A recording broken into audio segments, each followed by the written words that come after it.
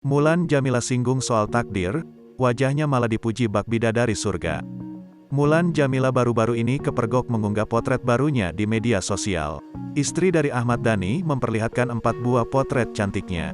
Di mana dalam kesempatan itu, Mulan Jameela terlihat memakai jilbab berwarna biru pastel. Dengan dandanan yang cukup menonjol yakni pada bagian mata.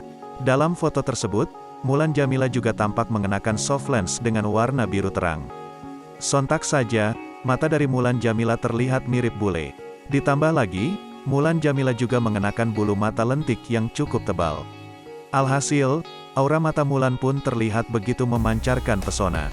Dengan begitu, saat dilihat secara keseluruhan, wajah Mulan Jameela terlihat begitu memesona. Tak cukup sampai di situ, setelahnya Mulan Jameela juga terlihat menuliskan keterangan dalam foto yang diunggahnya itu.